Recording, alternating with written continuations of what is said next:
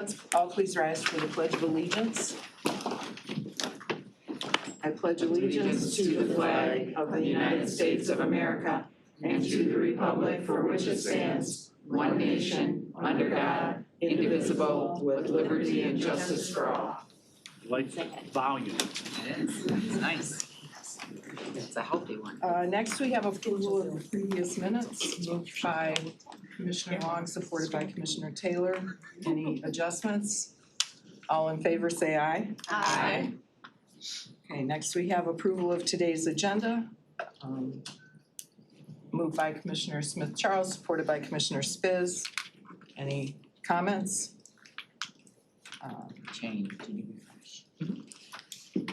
Okay, all in favor of today's agenda, say aye. Aye. Opposed? What change? Next up, we have communications. I will read through the titles, and if there are any that people want to have discussed, well, maybe we'll just run through them quickly. First is item 7A, the delinquent tax revolving fund report second quarter. Anybody have any questions on this? Because I would like to take these all together if we think we can.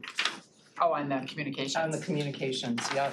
Are there any of the communications anybody's gonna wanna discuss? Commissioner Spiz? Item F. Item F. Okay. Yeah, that's what you were just. And I guess if I could just ask my question now, I'm not sure they. Let's see if there's any more, and you might be the only one.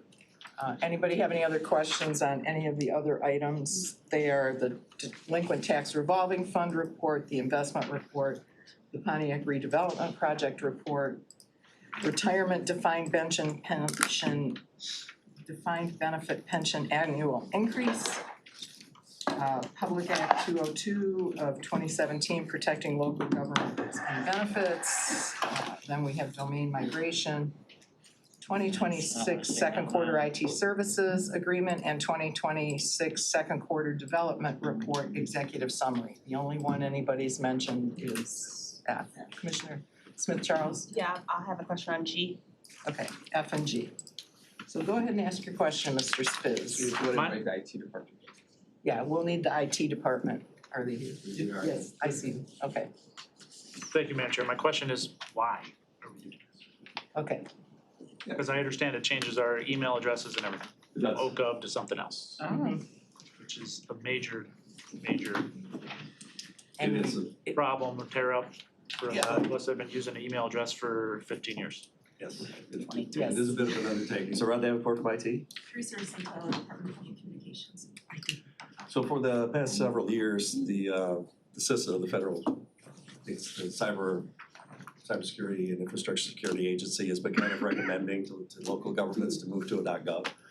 So there's a little bit of a security improvement in that you need to be a governmental entity to have a .gov extension, so it helps with phishing, so people can't accidentally or on purpose clone the ogov.com website and impersonate us.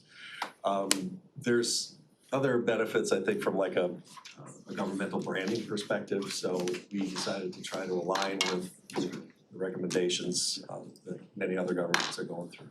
So our plan is that we've got a vendor coming in, we're looking to replace our content management system, so the timing of it lines up fairly well, that we can change the domain and also change the email addresses at the same time. We'll keep a redirect from the old domain to the new one, probably indefinitely, so that the old email addresses will still route. So it's really more of a conforming to the recommendations for increased cybersecurity. That's your question. Commissioner Smith-Charles? Yeah, Rod was kind enough not to throw Commissioner Johnson and me under the bus, but I like to think we were the impetus for it. Having attended NACO Legislative, when you talk to the vendors, or I should say the departments and agencies from the federal government, they're always like, hey, .gov, more secure, better SEO for anyone who knows about that. And I think there's some other things here, but all in all, cities, villages, townships, we should all be on .gov. Not .org, .com, .gov.com technically is not a secure and safe URL at this point in our lives. So I commend, because your concerns were definitely articulated in the sense of, you know, we gotta change our domain, we gotta change our email addresses now, and it's not as concise as oakgov.com because of all the things we have to include. So oaklandcountymI.gov is where the team landed. I was gonna ask. Yeah, but I just want to share that so that they don't get all the smoke. Certainly, Commissioner I'll Johnson and start I picking on you guys. were champions of this for the last year and a half or so. Thank you. Commissioner Smith, Commissioner Long. sorry. So that's what I was gonna ask, is that what is it going from? It's going to what, Oakland, Michigan? OaklandCountyMI.gov. Oh, Oakland County MI.gov. Okay, is .gov, you say it's more secure? So we stop getting all those spams in our secure one that we get now? The security is less about the spamming, it's more about impersonating the website. So, Okay. Sometimes, you know, malicious actors will try to clone a website and then they'll change the URL by like a letter, they'll put a 0 instead of an O or whatever. And then they'll send emails and people will go to the phishable website and then they get things compromised. I mean, it's from that perspective, it's more secure. Will it be more, okay, cause I mean, I just know when I'm home, it literally takes me 5 minutes to sign in, it's so secure, but then you get on there and you have all these junk emails and from everywhere, and I'm like, okay, I'm so secure, they don't know it's me signing in, but then I get a million spam emails on it. So I hope somehow if we change it, that could be addressed, because that takes a lot of time going through all those emails that are spam for it. I mean, we do have a spam filter, and it's always a I don't balance. have mine on. It's always a balance trying to tune it because you don't want a lot of false positives either, right? If you have Okay. legitimate emails coming in and they get sent, they either get quarantined or sent to the junk folder. Okay, People don't well, see maybe that. when we switch it, if I still get them, I'll come to reach out to IT, so, all right, thank you. Okay, is that it on item F? How about item G, Mr. Spiz, Commissioner? That was Yolanda. Oh, okay. Yeah. Mr. Smith. You know, I love a good narrative. I don't think I saw a narrative. You know, I just need a couple paragraphs to tell me what it is I'm looking at. So I'm looking at the IT services agreement report. There's X's in columns, and so no O's, just X's. This is the whole. Okay, she's on G, Yeah, thank you. and there's a lot of entities here. Michigan State Police, Michigan Department of Health and Human Services, OCC, Township of Oakfield, wherever that is. So there's some that say in, county, out. So if I could just get an explanation of what the X's are telling me. So that report is basically an inventory of everybody who takes advantage of one of the services that IT offers through our interlocal agreement. So it is, the X's are basically all the communities by which product they're using for the services that IT basically provides out. So in-county is just going to be those courts or CDTs communities that are inside Oakland County, and then the designation of out county is those that are outside of the county. Okay, and so OLP, you know, you guys are super familiar with the acronym. Online payments. Online payments, OTC. Over the It's at the counter bottom, payments. It is? at the bottom of the last page. Oh, exhibit 1 through Yeah. whatever. The exhibit's key, it's right at the bottom. Got it, okay. Thank you, Sorry. Commissioner Taylor. I think that's all I wanted to drill in on. Okay. All right, if there's no other comments or questions, let's prompt the vote on the communications, accepting them. And then commissioners, we will go back to Yeah. item number 6. Okay, you have 6 yeas and 0 nays. Okay, motion carries. Next up, we will go to our first public comment. This is for any item that is on our current agenda today. So if you have a comment, 3 minutes. Please identify your name and what community you're from. Yeah. Good morning, Chris Barnett from Orient Township. I am here to talk about the Sheriff's Office, and I'm in support of the item B law enforcement grant. Just wanted to bring your attention, I put something at your place. It's frustrating that I have to do this in public comment, but we are still in the same state we've been in. And unfortunately, this is a lawsuit that the township of Orient had to file against the county. last week as it relates to the denial of our FOIA request for records. So at your place, I'm asking you, because you guys apparently don't read my emails and don't respond to me. I'm joined by 5 other communities that are here in person, Jason from Brandon, Joe from Oakland, Mike and Bruce from Addison, Chuck from Independence, Jack from Oxford. We're all really frustrated. We're getting selective meetings. I believe Springfield and Independence have had a chance to meet with fiscal.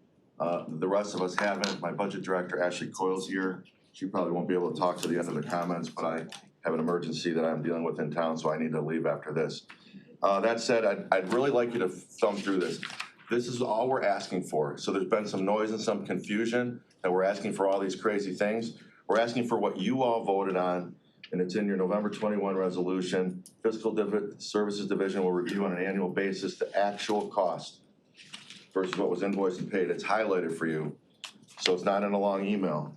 And then I have some copies of things. We were promised it in February 23rd. And then I included this important document for you all to see. The county executive formally denied our FOIA on April 30th. I don't understand how you can deny a FOIA for information that you promised us. That's all we want. We want the actual cost. And this 3-page document here, we're showing a $2 million discrepancy in the county's favor from what you billed us for. You billed us $6.6 million or so, above my pay grade, but Ashley can speak to this later. And what your costs that we were able to receive in the FOIA request up until it was denied total $4.5 million. There's an error in this document we received March 17th. It's highlighted for you all. This is your jobs, folks. This is why you guys make money to be representative. Even if you don't have a county sheriff's contract, you're supposed to do your jobs. You all at this table, if you haven't said a word about this publicly, I don't care what you talk about in caucus, talk about it at this table today. You have not done your jobs. We are asking you to do your jobs because we don't know what we're doing. Because you guys are not telling us what the actual costs are. I'm happy to attend a meeting, and honestly, I'm happy to not. Ashley's more calm than me, my budget director. I'd rather have her attend. No one's gonna yell at you. We just want the information. And now, we're in circuit court against our own county. We're spending thousands of dollars, wasting taxpayer dollars, because you haven't given us what you promised us you would give us. Thank you, Mr. Barnett.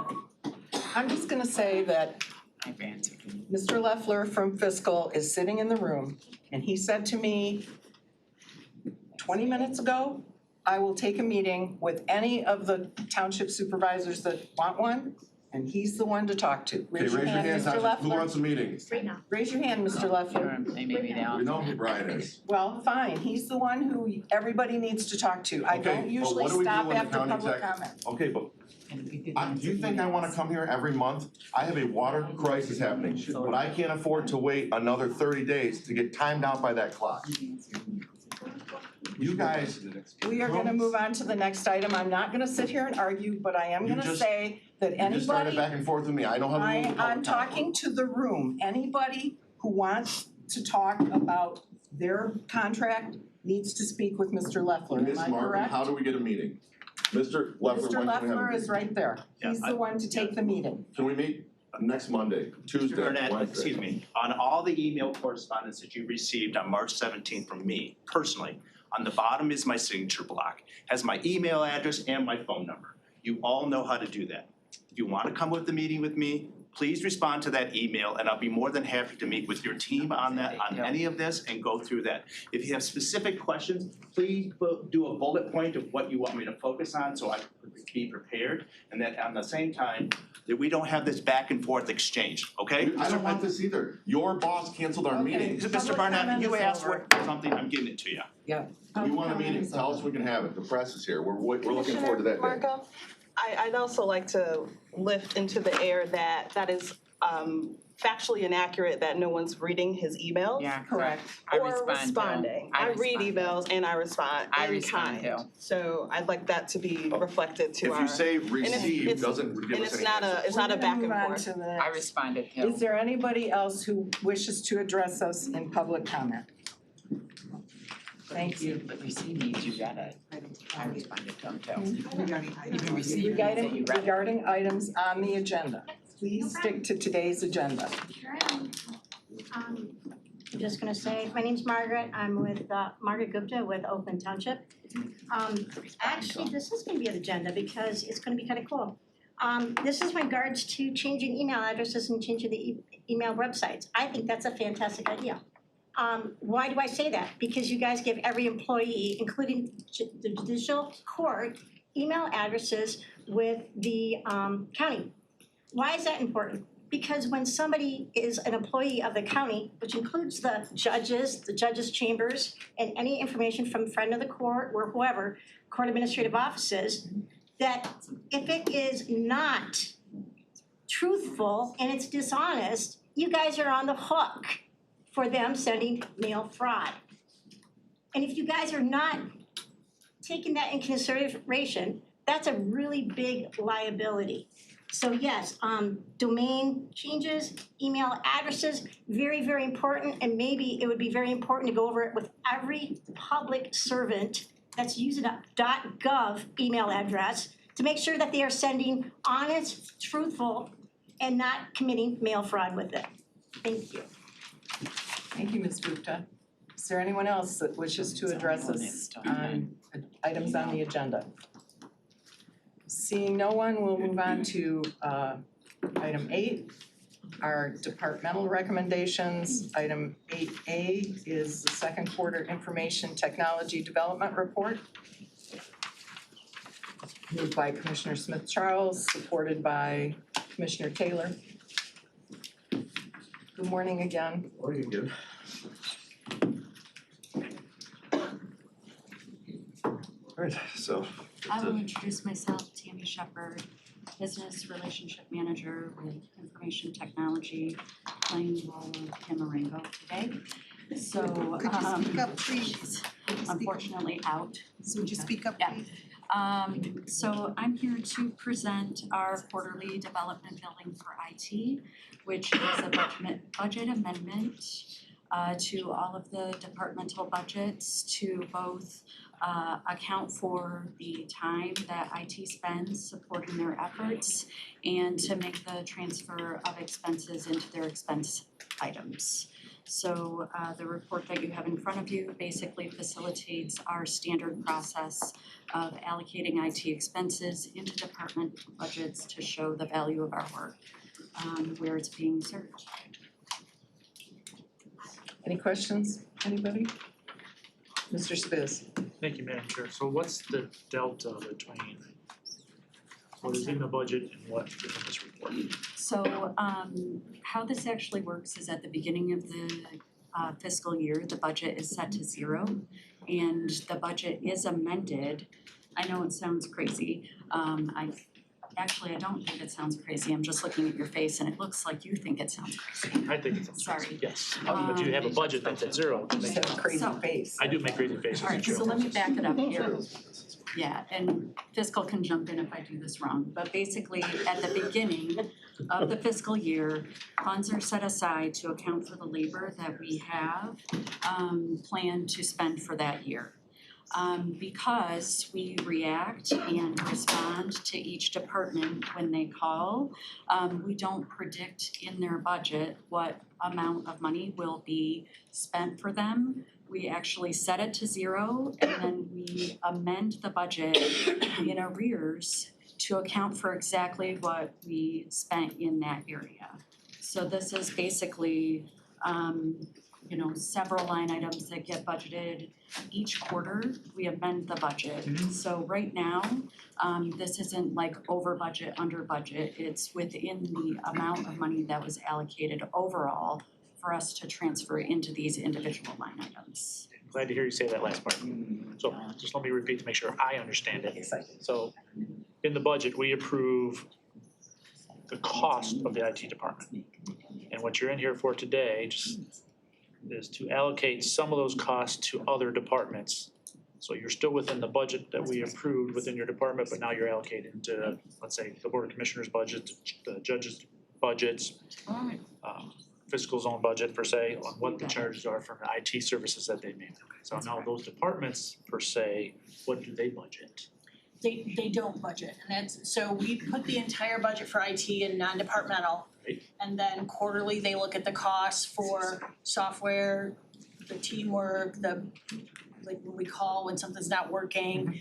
And they take that quarterly and then they bring it here, do a budget amendment, moves the budget from non-departmental into the individual departments. And then an entry is made for the actuals to move to those individual departments. We are working on changing that process because it's a very convoluted process. Right, so Yeah, just so I'm sitting here thinking, this is the part about the Oakland County budget that I think is just nuts. Yeah, it's, And I felt we that touch way it a whole since bunch of times first came here. and so I've been meeting with IT weekly for several months and we're looking at all of the costs, trying to determine what buckets they go in. Right now, there's 2 buckets, there's development and operational, and we're talking about breaking that out. So there's infrastructure, there's fixed costs, there's things that individual departments order, we're making sure that they get those charges for that. And then the plan is to put that budget out there at the beginning of the year. Our plan is, I don't know that we're gonna have it completed for the budget sessions this year, but our goal is in October to be able to really have a handle on how we're gonna split this out so that people understand what's in their budget so that they're not, right now, they don't have any guardrails. They just spend what they need to spend when their stuff isn't working and then we move it quarterly. So we're trying to put those guardrails in place and I've been working with IT on that. I have many, many more questions, which I'll ask at budget time, but Okay. to me, it's opposite what I would normally anticipate it being, that you would have in each department what they expect their spend's going to be, and then that rolls up into the IT budget, so you can budget for headcount on what you may need. Yes. Versus the other way around. Yes. That's how I'm used to seeing it. Okay, but I'll ask during budget meetings. Okay. Thank you. Thanks for the warning. Warning, you're welcome. Put that in your, be ready to answer this question. Okay. Anybody else on this item? Let's prompt the vote, please.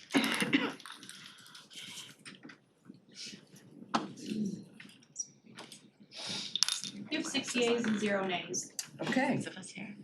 Next is item 8B, execution of joint funding agreement with the U.S. Geological Survey for acquisition of light detection and ranging LiDAR data. I'll move it. Moved by Commissioner Smith Charles, supported by Commissioner Spiz. So, Yours? this item is basically bringing back something that we brought in October. In October, we came seeking permission to enter into an agreement should everything work out.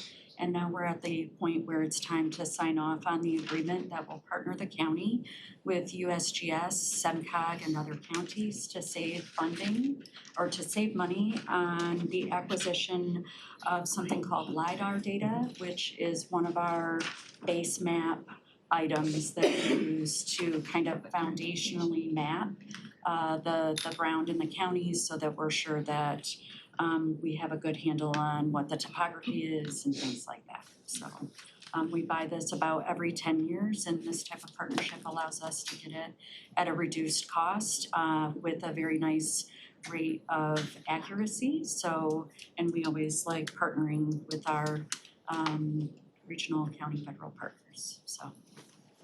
Okay, Commissioner Spiz. Thank you, Madam Chair, and thank you for that explanation. My question really is, since you just mentioned 10 years, and I fully agree, and I'll support this, but going into partnerships, any way we can reduce costs, I think it's a great idea. But does that give us the flexibility we may need in the future if we need to, let's say this, I'm gonna call it a consortium for any other word at this point, that we wanna go in a different direction than that group wants to go for whatever reason. You know, maybe we wanna be a little farther advanced and that group wants to stand back a little bit, because as you know, over 10 years, technology changes a lot, right? Right. Do we have that flexibility into this agreement that we can move? So this is just a one-time agreement, so we aren't committing to do or not do anything in the future beyond just this one product acquisition. So this is a one-time acquisition of this LiDAR data set, and when we receive it, our commitment will be done. So it doesn't prevent us from buying the data again in 5 years if we needed to, or buying it in 10 years if we wanted to. Does that answer your question? Kind of, but it creates another question for me. That's great. Does that, if we're just buying, so we're just buying a one-time set of data that they're gonna push to us and then we're gonna put into our system to use, right? Yes. That's we how will it's gonna take- work? We will take versus possession us, of it. versus them put it in a cloud, for example, and us going to have to reference that cloud data all the time. Right. And then when they update the cloud data, it affects everybody. So they don't, yeah, so this type of data is actually very labor intensive to collect. So it isn't something that is like a Google image service. It is actually a very technical thing that is done I like with technical. an airplane, where they're sending light pulses down to the ground. It isn't something that everybody's flying every year. It is a very big deal to fly this once every 10 years. So there's not another supplemental set of data that we could be kind of getting an update from the cloud for in a year or in 2 years. This really is likely one of the only times that the LiDAR will be flown in the next couple of years in this region. That's usually how it's worked in my time looking at this type of Okay, data. I can appreciate that until they get into the satellites and satellites. So just Yeah, it's not satellite, based, it's yeah, not, okay. it's not Google image search, it's not flying the actual ortho image. There's actually a different kind of detail where it's like showing the topography of the Earth's surface instead of the pictures that you're used to seeing in Google Maps. So it is a very kind of inside the house tool that's used a lot in WRC and other areas to map kind of water flow, topography, things like that. Thank you. Okay, anybody else? Let's prompt the vote. Sorry, I'm not trying to bore everybody. There are 6 yeas and 0 nays. Okay, motion carries. Next is item 8C, contract extensions exceeding 5-year policy limit with Meltwater News US Incorporated, Savant Learning Systems Incorporated, Shutterstock Incorporated, Skillsoft Corporation, Pierce Monroe and Associates LLC, Guidehouse Inc., and Robert Baird and Company Incorporated. Moved by Commissioner Taylor, supported by Commissioner Erickson Dahl. Good morning. Good morning. Oh yeah, it's afternoon. Wow. We didn't get there already. Just after 12:01. Just afternoon. Okay. So we're talking about 5-year policy extensions on a whole bunch of different contracts. Yeah, so there's several different contracts here that I have before you. I don't wanna get into too much detail just yet, but I do want you guys to know that this process is gonna be under construction for us. I just need a few more months to get a full team in, get this process operationalized, but you will start to see a difference in the exception reports that come. They are gonna be more filtered out, just more strategic in nature of what we're doing than how it is currently today. But just bear with me another couple months and I will present this to you guys in a different format, but just a plan so that you understand where we're kind of going with this process. But for today. Okay. No, I just make sure you introduce yourself. Oh, I'm sorry, Alicia Williams from procurement. And on the end of the table? Teresa Arcento, Department of Public Communications. Okay, thank you. Captain. Captain Steve Schneider with the Sheriff's Office Technology Division. Okay. No, go ahead. Do you have any more to, yeah. Yeah, so we'll go through these today, and like I said, at a later date, I'll get some time on the agenda to really thoroughly go through what this procurement plan is gonna look like, kind of the vision forward of it, and that will include this exception policy. Okay. So the first one we got up is for Meltwater. It's a cloud-based media and social intelligence platform. DPC, Department of Communications, uses it. They're asking for a 1-year extension. They will bid this out, but they are asking for a 1-year extension to go through that process, and the price will remain the same throughout that time. Any questions on that one?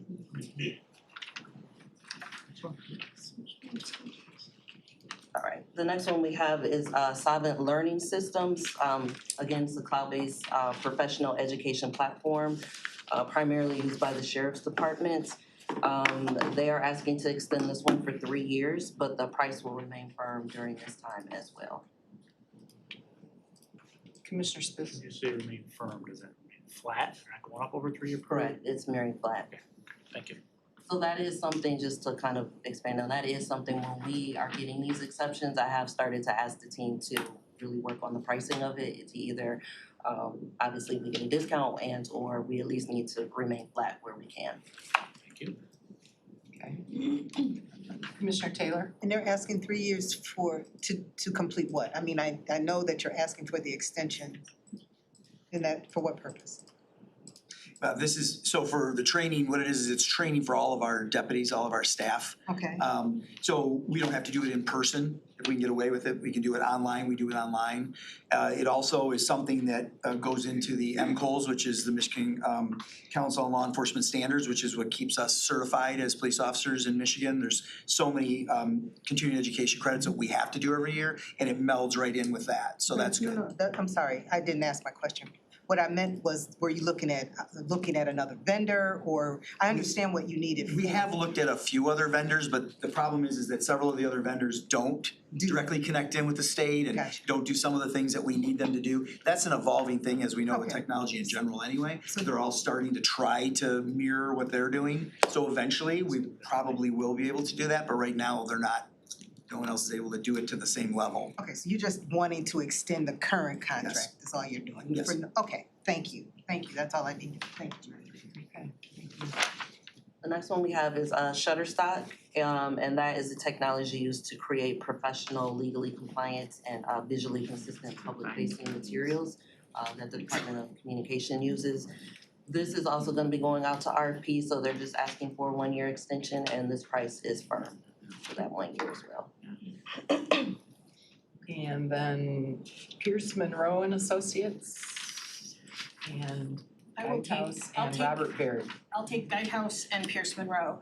So when we started getting the ARPA dollars, we brought on board Pierce Monroe and Guidehouse to help us with some of the reporting issues and things like that. It was a lot of unknown. So we're asking for a 2-year extension for Pierce Monroe. All of the ARPA dollars have to be spent by December of '26. And then by the time we get the final reporting done, we're thinking probably the last report will go out April, maybe June, July. Barring any questions from the government about the stuff that we've put together and the things that we have, that, as you can imagine, it's a lot of documentation. That's why we're asking for the 2-year extension for Pierce Monroe and for Guidehouse. Guidehouse does a small part of that. The other part of the Guidehouse contract helps us with our workday, and some of the things that they've been helping us with, which makes sense that we can't really do in-house, is you know, the big beautiful bill created a lot of nuances in payroll with what's being taxed, what's not being taxed, overtime changes. There have been some state changes, there's new GASB standards. So we use Guidehouse to help us regulate those things. So they're out there helping all of their customers make sure that their payroll systems in Workday are working functionally, the overtime calculations are right, the changes that have been made to the tax systems through payroll because of the big beautiful bill, they're helping us with those.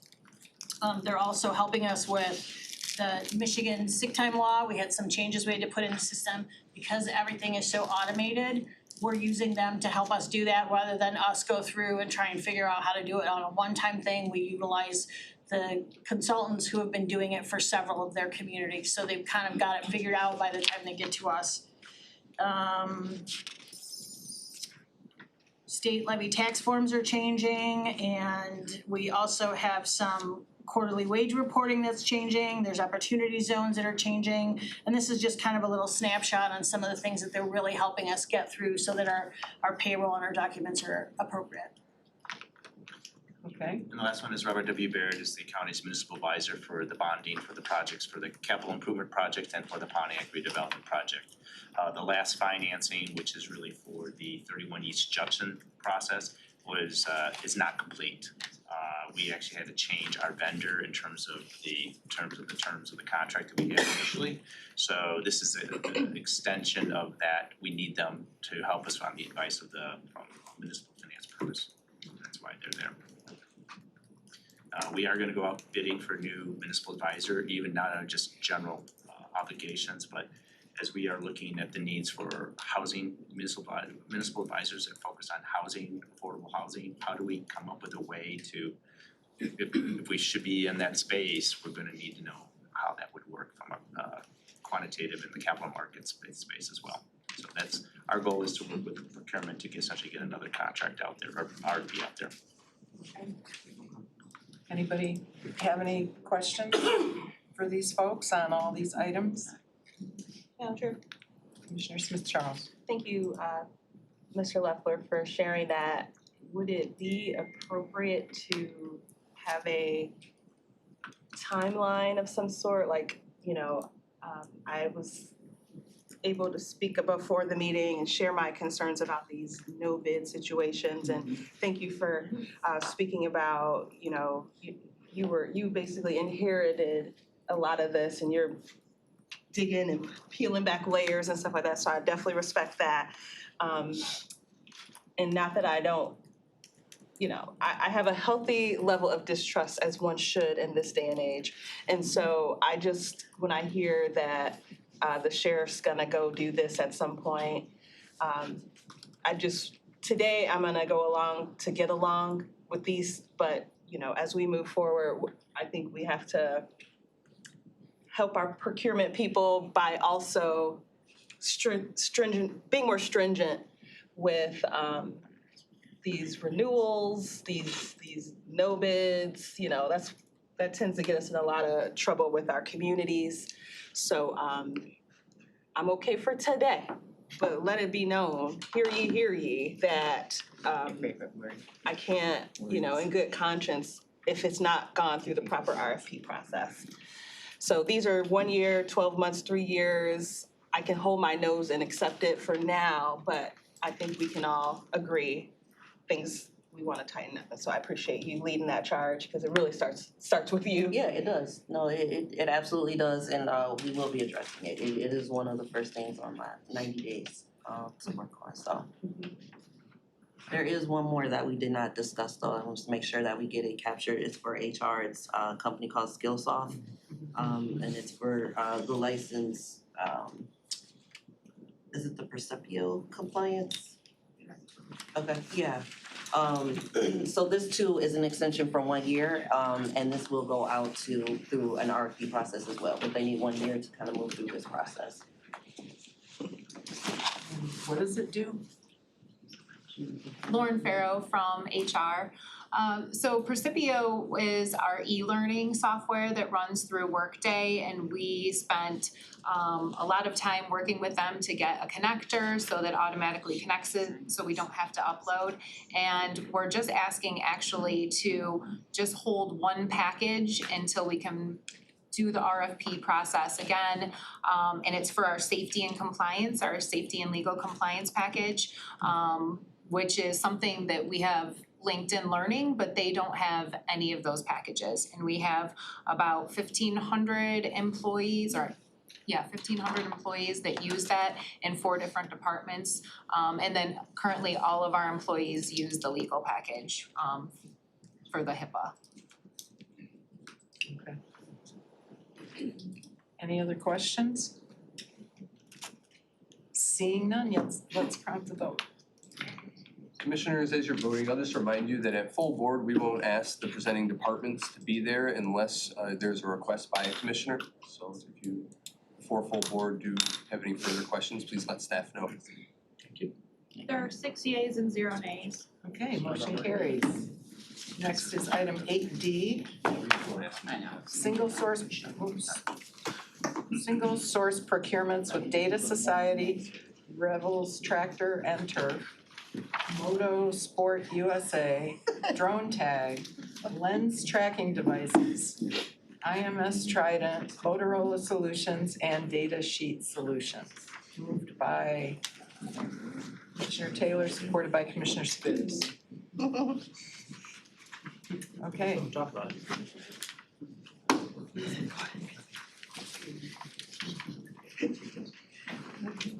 Yeah, this falls in the category 2 of single source. We're not thrilled about unless it has to be. Absolutely understand. I'm not crazy about it either. So just for the record, I'm not either. But until we can kind of wrap our arms around this process, again, I just need a few more months, and then we will roll something completely different out with the county and the department. So I appreciate you guys, your comments on the record, because that's gonna make my job a little bit easier when we do start to roll this out. But for today, the first one we have up is actually for Health and Human Services. IT is actually gonna be paying for this training fund, but they are asking to have utilized Power BI. Well, it's Data Society, but it's a Power BI training for intelligence platforms for like creating interactive data and visualizations that they take out to just different communities that they're gonna be utilizing or working with, but it's a software technology that they're interested in using. Okay. Commissioner Spiz. Go ahead. As we go through this list, if we can give a reason why they are only single, what do they supply that is specific that is only a single source? Are they doing something special? They have a piece of software, for example, that nobody else has because they have patent rights on it, right? IP on it, that nobody else can sell. So that's what I'm kind of looking for. So why single source type of thing is really. Sure. So in this case, because it is a training, they've been working directly with Power BI and it was specialized for Oakland County. In the future, so it's customized. It's customized, yes, for right now.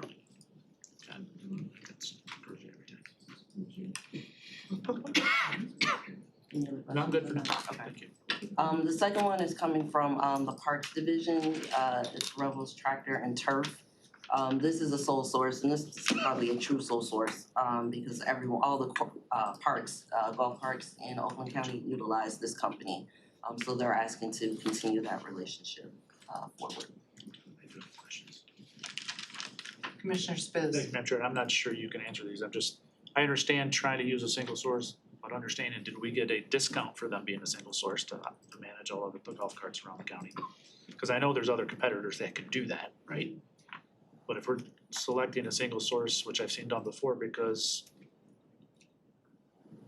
we believe their quality of work is higher, et cetera, because plus they're giving us a reasonable cost to do so, I fully understand that, but I'm not sure you can answer that, but maybe Chris and his team in the future can answer that, why we're going with this source to do such a thing. I'll make a note of that. Thank you.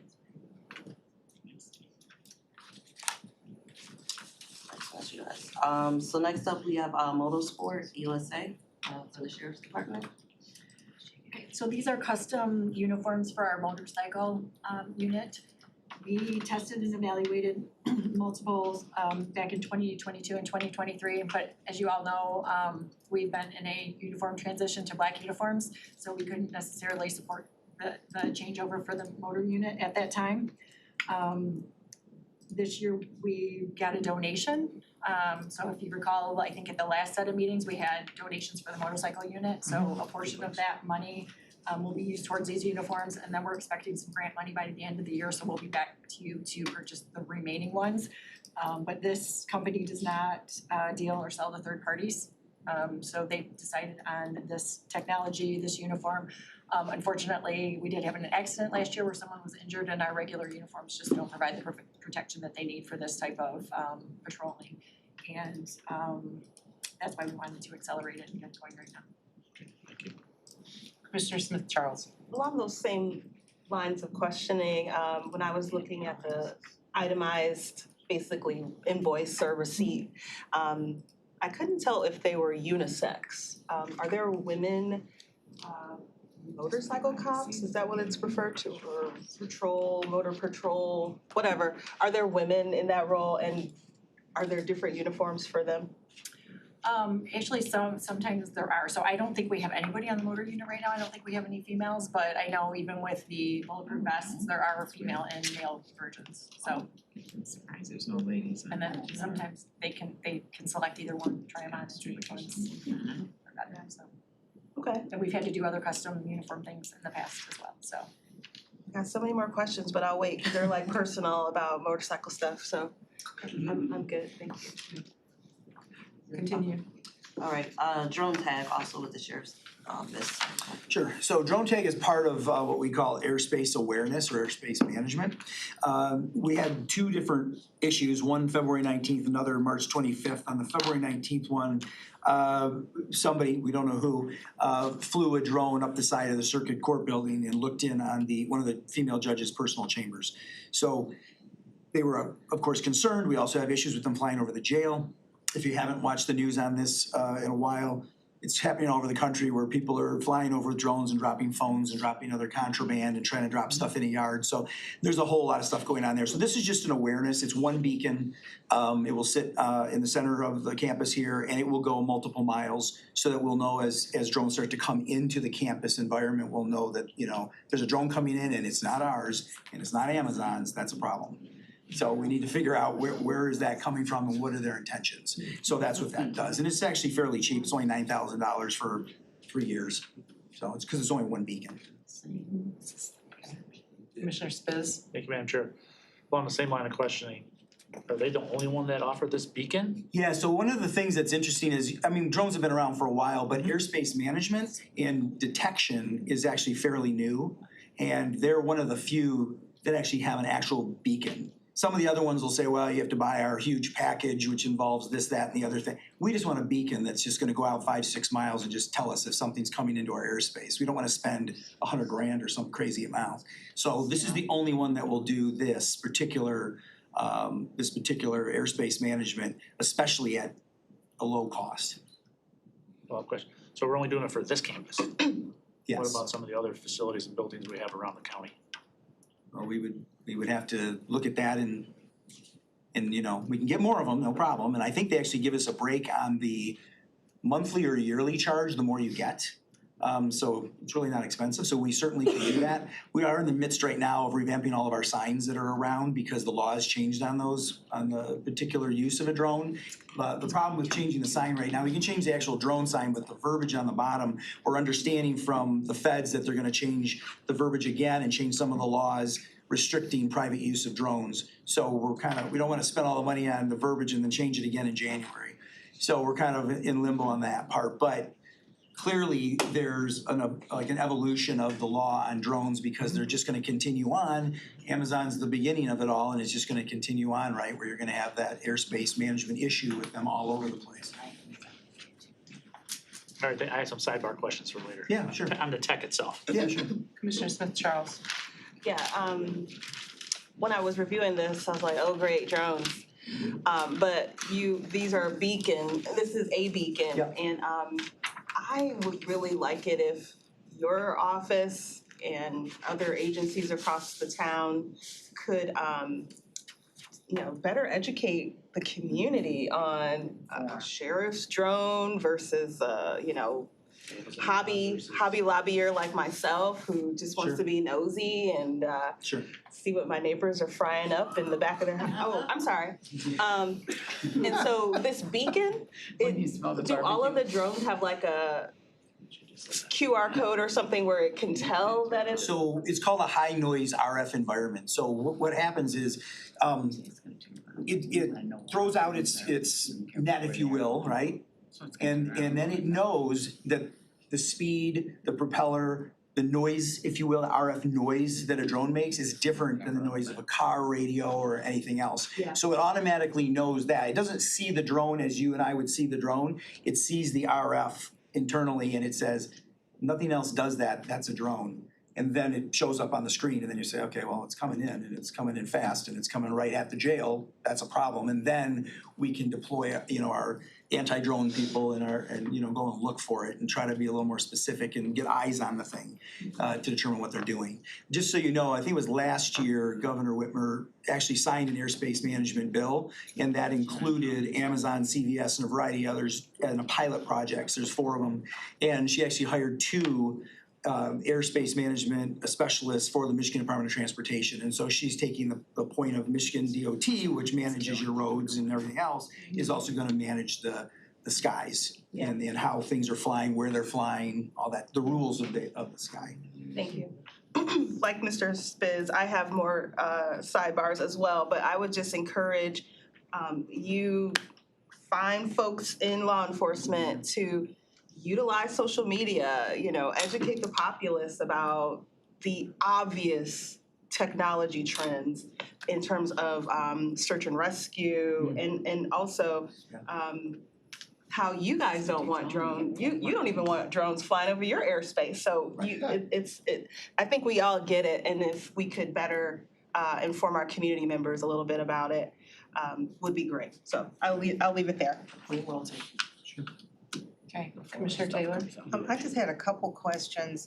I see that this is, the invoice is from Prague. Yes. So do you have any issues with like the service, maintenance, parts or anything like that? They've got a really good reputation. They're just, it is what it is. The world is getting smaller, and unfortunately there are people out there that are pretty sharp technologically, and they're not always in our country. And sometimes they're in Canada, and sometimes they're further away. Yeah, I was concerned for the reasons that we're purchasing it, if it's down and we have to wait another 2 months to get a part to fix it, it's not serving the purpose for which it was. Right, we discussed that, actually our project manager and our supervisor, myself, the drone unit manager, we all discussed that with him as well. We kind of went over that with him.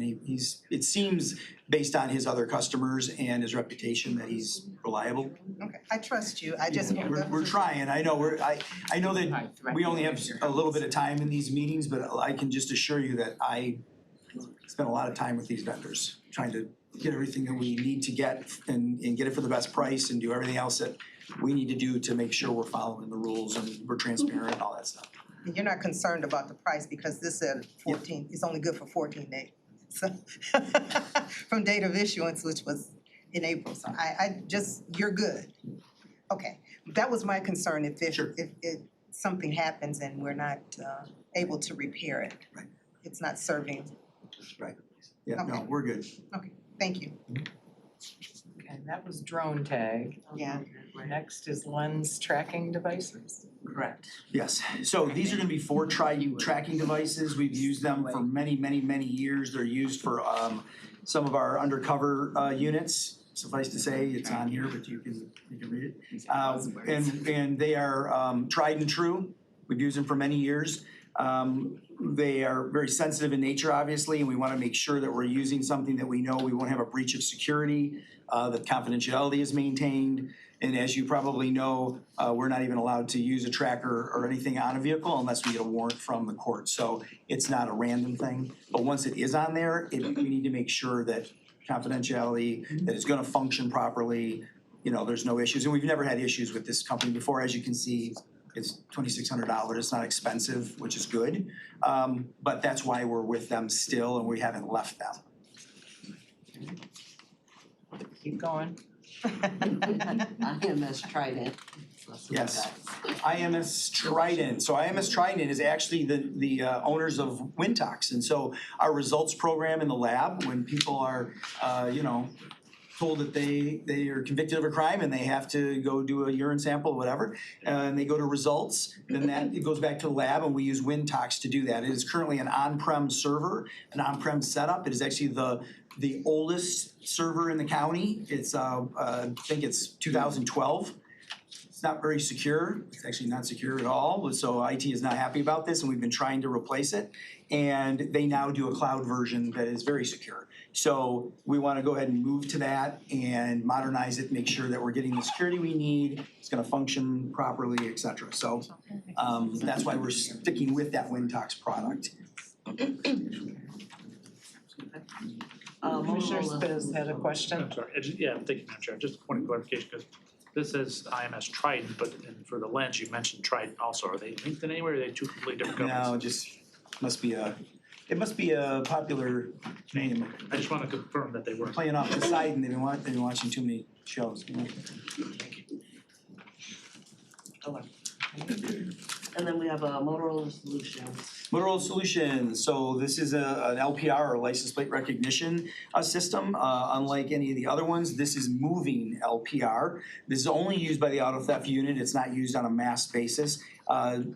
detectives will have it on a vehicle and they'll go drive around certain areas that they know there are issues. And then it will pop back and it will give us the hit on the plate. It only hits off the hot list. We obtain the hot list every single day from the Michigan State Police that tells us all the cars that are stolen. And so it will only hit off that hot list. It doesn't have anybody putting in plates by hand. Once it hits on the hot list, it just tells you that plate is stolen.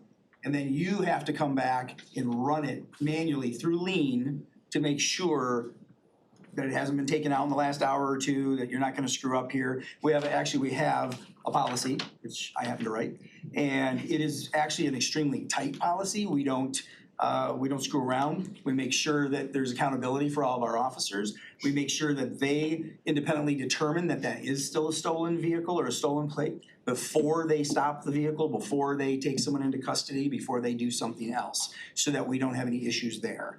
In addition, just so you know, that is a companion to our overall policy of non-disclosure of PII, PHI, and CJI, which we also sign a separate attestation sheet for. It clearly spells out that if you do violate that and give out any of that information, then you can be terminated, and that has been used in the past. So we're trying to stay very tight on that, because this is obviously stuff that people get concerned about.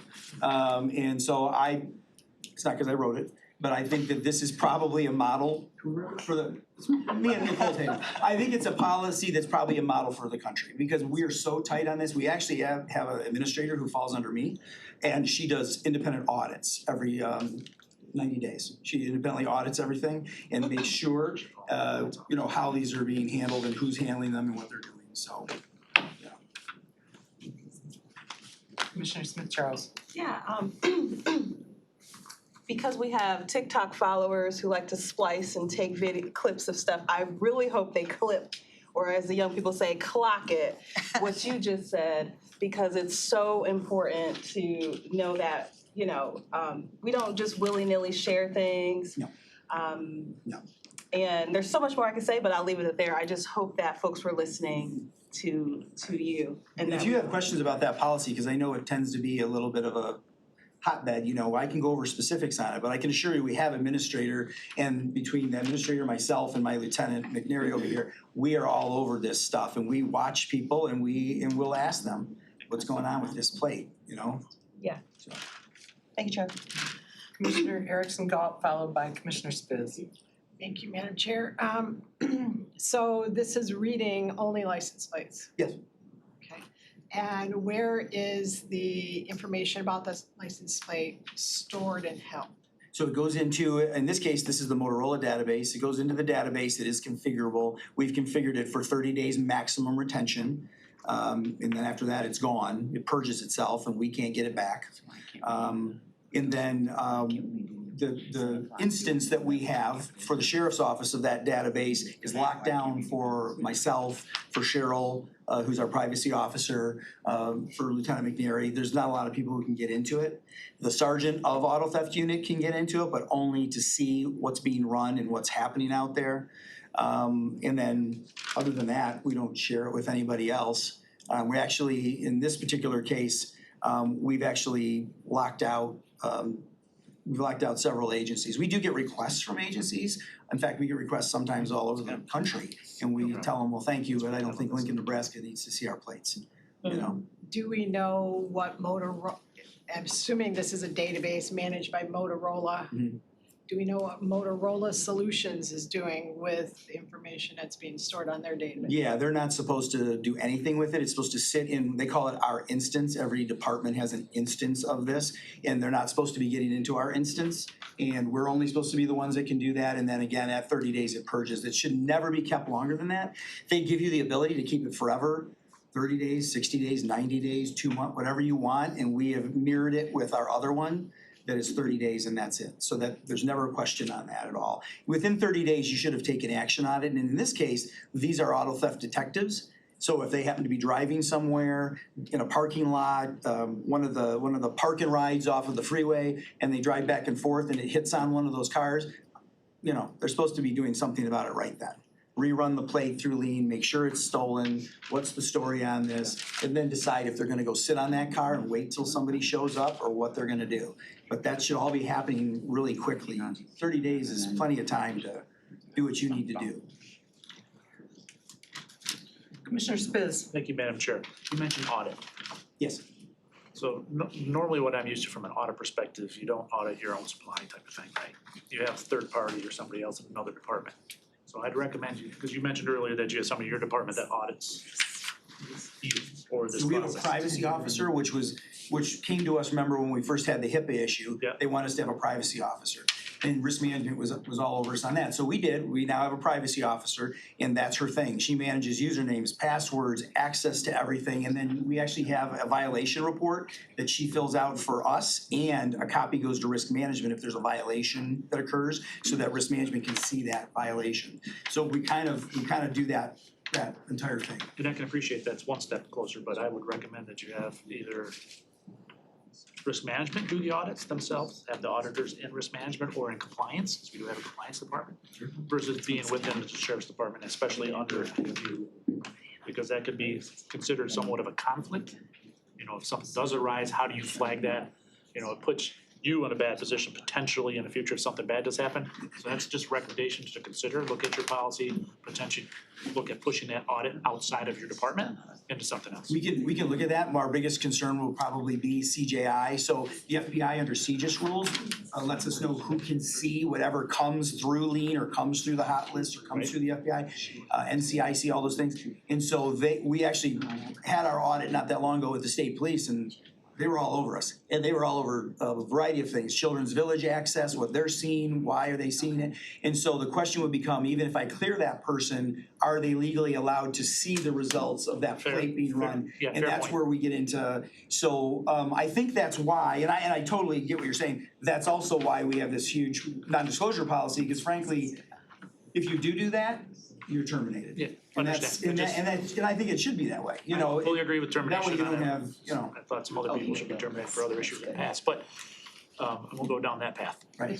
But something to consider, look at, even from a legal perspective, it has to stay within law enforcement, I can respect that. But maybe it's in a different department that come in and audits you, and then you do the same for them. You switch your auditors to different departments to do. Commissioner, to his point, when he's talking about audit with our internal stuff, there's a couple audits going on. There is an internal one, and the state police audits us as well. So there is an outside agency. We have no affiliation with, direct affiliation with, it comes in and audits all of our CGI data, our criminal justice information data. Okay, thank you for that.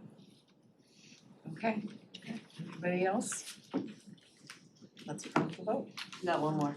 Oh, one more, I'm sorry. The last one for today, I'm sorry, it's the last one. That's It's, good. I'm Data Sheet keeping Solutions. me honest. And so this is a web-based platform, and it's designed to support OSHA hazard communication compliance. Any questions on this one? Okay, now we can prompt. Sorry. A little bit tricky keeping this all in. You have 4 yeas and 2 nays.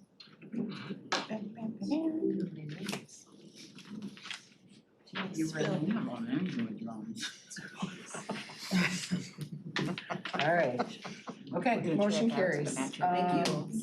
Next up, we have the very popular item E, 2026 tax rate request, the millage rates. I need a motion. Commissioner Smith Charles is supported by Commissioner Taylor. All right. Hello, Cheryl Johnson, Deputy CFO. I'm joined with Shannon Lee, our Fiscal Services Officer. I'm gonna turn it over to Shannon. I'm just here for moral support if you have any questions. So we're bringing to you the tax rate request for 2026. Same, There was an increase in the taxable value by about 4.8%, which caused a decrease then in our allowable millage levy per the Headley. Headley's an act, okay. So that's 3.8, right? Correct, 3.8994. 994, okay. And then the parks and the transportation remain the same. Parks, millage, transportation. No, they rolled back a little too. Oh, they rolled back? Oh, okay, they did. Okay, thank you. That's important to say on tape. Rolled back a little. They went down a little. You still think there's tape? I know. Okay, well, I got stuck on that video, one. In the air. yeah, the cloud. Yeah, that rollback is always, you know, they passed a law back in the 80s that this would happen if inflation got out of control to help the taxpayers. But I would just like to go on record as saying continually cutting back on our tax rates over time really cuts into what local governments have available to them to provide services to people. So while in some ways, it's a good thing. In some ways, it's not so great, and that's just my thoughts. Mr. Spitz. Thank you, Madam Chair. As I can agree with your comments in general, there are times, especially here in Oakland County, that, you know, with a 4.8% increase in property values, the amount of money that we're bringing in this county is mostly going up, right? Which everything else is going up too. But there's a time and place where we're overtaxing our citizens in this community that we need to really consider how are we going to assist them more. We always talk about affordable housing, we always talk about all these ways we can save money and reduce the impact on our community. I would like to see us be a little bit more aggressive in doing that, or more aggressive than just waiting on Headley to lower cost. Because again, Oakland County for the last how many years has always been in the black, not the red.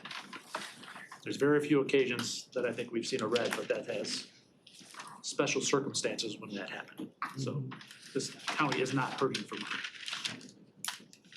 We don't wanna be hurting. No, we don't, and I can appreciate that, but It's good. We do not wanna get back to where we were in 2008 or 2009. We're in a lot better even position. if we go back then, we as a county still did pretty damn good. Right. I'll just say. We'll debate. Not We even can debate the we're we can agreeing. debate taxes all. Okay, then, anybody have any other comments or questions? Seeing none, let's prompt the vote. For tax rates. They all went down because I have a little bit. I just noticed. Okay. You have 5 yeas and 1 nay. Okay. Thank you. Oh, you want them lower? Okay. Now, next up, we have a whole bunch of sponsorships from commissioners for their local communities. Okay, so you want me to do? And we're gonna try and take them all together. Yep. All right, so I'll make a motion to move F through R, right? Correct. The sponsorships. We need a second for Commissioner Taylor. And I think we're gonna have an amendment to one of them, which is the item K. It's gonna be modified to $5,000 instead of $10,000. And I'm just gonna talk about this. So the special projects, we need a motion to make the amendment. I won't read it. I'll make it. 'Cause I made a Commissioner mistake. Long, Cause mine went down to supported 5. by Commissioner Smith Charles. Before we vote. So these special projects, the commissioners are very familiar with what they are, and we are generally trying to support local activities in all of our communities. And it's been good. I mean, I think it's gotten us a lot of local recognition of where the county is and who your rep is and all of that sort of thing. But this year we got so exuberant that we came up against a hard stop of where the money is. And so that's why we're asking Commissioner Spiz to drop that one down to $5,000 instead of 10. And then with this amendment, and then everything else is pretty much gonna go through. And anything between now and the end of the fiscal year, everybody should just assume there's no money. If we can find a few $1,000s if we need to, we'll look. From 5 to 10. But But it's on here. but generally, that's what's happening, and I think next year, was it Commissioner Smith Charles that said maybe every commissioner should have a baseline allocation for the year. There's 19 of us, if each of us got a $10,000 if each of us got a $5,000 allocation, that's $100,000 right there, and our pot is about $150,000. Oh, okay. So, I mean, we should have those discussions as we go Yeah, into the budget process. I did think We've modified this every year that we've tried to do this, and I think we've gotten to a point where we've spread we've spread it out into plenty of communities, you know, when we first started talking about this, it was maybe Commissioner Weipert and his Kite Fest and there were one or two other things, Right. but now we're, you know, over the course of the year, we've done dozens of projects for folks, so. That might be something to look at though. Yeah, I think we need to Might be look something. at tightening up the structure again going forward. Make it more I feel like we need like a sheet where we can color by numbers, who has been able to, you know, utilize their special projects fund, because, I mean, I still got Southfield that I told to come. I know, There's a few communities that haven't come at all and where I'm at, and so as we move forward and look at this, I think it's only right that, now, if a commissioner has one municipality, then their numbers are gonna be different, but if you have four, I think, Lenny, you have like 6 and 7? Yeah, I have 3. Yeah. So I think we can I have 4 too. navigate this a little bit better where it's a little bit more equitable. Yeah, I think I agree. there's a conversation to be had. Yes. Yep, definitely. So for today, Commissioner Spiz. Since everyone is attacking You. me and my request for these funds, I'm gonna vote no Okay. on this request, which I have a feeling it's going to pass anyway, even though I'm going to vote no. But for the record, I was requested at the beginning to reduce it, and I said no. Reason being I said no is some of the points that you all talked about. There are some in this board that have used a lot more than others, so in my position, I have felt that anything that they brought to the table should be reduced first before people that are towards the lower that have never used any or barely used any, and I felt I'm one of those, so I said no. So I'm still somewhat frustrated that I'm gonna be cut in half by this. I understand and respect it, but I will also support future policy changes that support either a commissioner having X amount, and then they can partner with other commissioners if there's things that cross lines, because there are, or if there's things that are important to others that they wanna support, and they can say, okay, out of my funding, I'm gonna use X. Which I would fully support, because I think that's the only way that's true and fair, and that each community gets the support that we all feel our communities that we represent deserve, versus, you know, being reduced at a certain point, or running out of money in June, when we're 3/4 through the fiscal year. So Point taken. I'll cede my time. It's okay. Good points. Anybody else? All right. Let's probably vote On the amendment. on the amendment. So we're yeah, you can do it amending no item limit, yeah. 8K You can to do it no on the. $5,000? Correct. Yes. Yes. If This is the amendment. This is the So amendment. everybody vote no on the amendment, please. Now, Be the only quiet. variance I deal with this year. See, great point. If that could only be, right? Alright, you have 4 Seriously. yeas and 2 nays. Okay, so the amendment passes, and now we'll go to the main motion, which is to take all of the items from, what did we say? 8F through 8R. F through R, correct. Yeah, cause that's true. So let's prompt the vote on gave in that. and said And as yes. commissioners are voting, I'll just remind you that this will go to the full board, and then following approval will go through the county's purchasing policy or process. Okay, so we now will this is have- all of them This as is all of amended, them, okay, correct. There are 6 yeas, 0 nays. alright, Okay. that's good. Well, that moved a lot of our agenda along. Okay, Yes, thank you. yes. Thank you, everybody. Yes. All right, next up is item 9, our Public Health and Safety Committee recommendations. Item 9A is a grant acceptance from the U.S. Department of Justice for the FY 2025 DNA Capacity Enhancement and Backlog Reduction Programs. That Moved by Commissioner Smith Charles, supported by Commissioner Taylor. I'm gonna step out and get a glass of water. Yeah, You I don't just mind? stepped out You for a wanna- minute, but I won't, I'll wait till you get back. Go so we have ahead. a quorum. I have to go to Good the afternoon. restroom. So this is our annual grant for the DNA lab, the capacity enhancement backlog reduction, also known as CBER. This grant will take us through September 30th, 2027.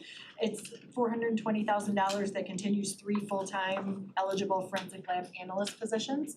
And then we had a question about the backlog yesterday at Public Health and Safety. Who asked that question? I think that was you, sir. And so right now, we have about 140 cases pending, and it takes about 74 days or so to process, depending on the complexity. Obviously, everybody is used to seeing on TV where it gets done in an hour, Oh, but yes, I love that on that's not- CSI. Yes, that's not quite how it happens. I'm really dating myself today. Expedite my case. So. Can't believe everything you see on TV. Answer, what's that? You can't believe everything you see on TV, right? Actually been in there. Or read on social media. Commissioners, do we have any questions on this item? Sorry, Madam Chair. That's okay. I'm dating myself. Okay, Shows I'm saying. no questions, so. I guess I will. Oh, I'm You know, sorry. we're having a good time here. With the DNA capacity enhancement, you know, having talked with our medical examiner before and just understanding that, I mean, kids don't want to be plumbers, let alone be a medical examiner. And so is there technology that's rearing its head to, I mean, I hate to say it, but LiDAR? Maybe we need to LiDAR some of these cases so you don't have to have such specific know-how. But my point in this is with that 400 with the Department of Justice, are they from your perch even noticing that it's tough for municipalities to have their own like medical examiner autopsies, things like that? They're very costly, very specialized training, and fewer people coming into the business who want to work for a municipality. That 400,000, anything there or other grants on the horizon that might help for, again, I guess it comes back to workforce development, anything like that just from your perch. Well, and these lab grants are pretty tough because this is, you know, that's kind of that's a small percentage like of the whole total of the position cost. So, you know, we're kind of always managing that and the grant funding is not increasing, but the salaries are increasing. Right. So we've actually had to scale back this grant over the years and then just keep those 3 full-time positions. I think with the last application, we deleted a part-time position that used to be included in this. So, you know, so yes, to your point, it's declining. So it's, you know, we're always looking at that with our budget and it's a challenge. And is this retro, like are we reimbursing, like does the grant reimburse us or the grant pays in real time? The grant is pays, yes. Okay. Fair ma'am. Thank you. Okay, all right. Anybody else? Okay, let's prompt the vote. There are 6 yeas and 0 nays. Okay. Motion carries. Next, we have item 9B, the amendment number 6 to the Michigan Commission on Law Enforcement Standards Public Safety Academy Assistance Program for the January 2026 Academy. Moved by Commissioner Spiz, supported by Commissioner Erickson Galt. Okay, so this is an additional allocation of $100,000 from MCOLs. Right now it's $20,000 per recruit that we have in the academy, so that breaks down to 5 recruits currently. Since this program began, we have been able to utilize this for about 35 of our recruits in the academy, so it's been really helpful. That's good. I'll make it 20,000 per recruit. And you are adding staff pretty regularly right now, correct? Yes, so we have ramped up our recruiting efforts. We have a really great team between there's a sergeant that oversees that, and then we have somebody in administration, and they work together. They go to career fairs, they're working with county HR, and we have really kind of expedited our hiring process and our background process, and it's going well. As I think the undersheriff has stated before, we hired 185 people last year. That's kind of huge. I don't think most departments even see that many applications, so that's just the number that we hired. You know, we obviously looked at a bunch of applications, did way more interviews than that, and that's who we settled on. Fortunately, not everybody makes it through the process, so we're continuing to fill those positions and get them into training and trying to get them on their feet. And then you all approved that additional pool of positions at the last meeting, and so that's going to you know, help our overtime, our forced overtime backlog and go from there. So we're really cruising right now. We're in a position now, which we haven't been in historically, to start addressing some of these forced overtime issues that we're hopeful will help prolong the careers of our people, you know. 16-hour days, 3-4 days a week is tough. It's tough, you know, and especially in a correctional institution or, you know, it's tough, so. Well, that's good. Yeah.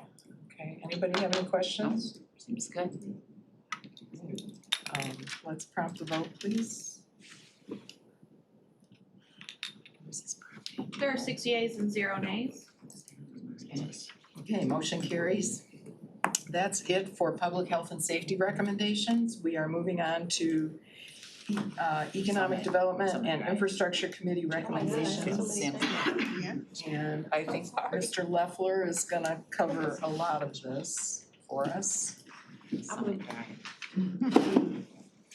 Would have had Mr. Joss, but he had an afternoon commitment that he had to leave, but I think we're comfortable that Mr. Leffler can answer all the questions, so. If not, I've got other people. So, Okay, yeah, so I need a motion. Commissioner Smith Charles, Commissioner Taylor. so this is on the 21, on the Executive Hills property. So as discussed in ED&I, we are in the process of, the administration has worked closely with the Sheriff's Office and others to solve a replacement facility for the Sheriff's Office. Has a storage facility on Elizabeth Lake Road that is managed by Lieutenant Burwell, who was here earlier. That facility is really not adequate for what is stored inside there. So last November, we started the process, working with Harrison Yaldo, who's with Fartman, working with Lieutenant Burwell, working with the undersheriff and his team to look for new facilities. I don't even know how many parcels you looked at or places. But the biggest thing on this storage facility is really for search and rescue is location.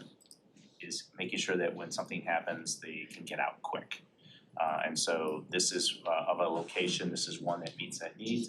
In addition to that, other than looking at building a new facility is quite expensive today, even if it's on county's property. And that the last thing I was just gonna say is that the facility that they're in right now, the lease ends in around Thanksgiving. This is gonna allow us to essentially be into the new facility. Definitely working closely with Lieutenant Burwell to make sure that there's not an interruption of service primarily to your operations. I'll be more than happy to answer any questions that you may have. The one thing I do want to note that is the price that's in here, there is additional $1.7 million. So these are things that are gonna have to be needed. One is we know that they're gonna probably have to have some additional doors that are gonna have to be installed, like 16-foot doors for equipment to get out. There on this site is gonna have to be some fencing for the impound lot is gonna be moved over here so that cars so it's all being consolidated.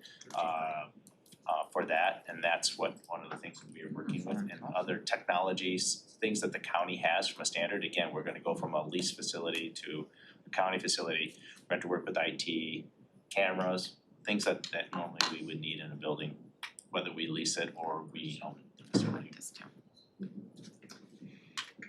Commissioner Long. Okay, so. And Commissioner Spitz. Was this brought before us once before or no? The storage unit, did we talk about this? Yes, in ED&I, we actually talked about Last it. year? Was it? No. This year? No, this year twice.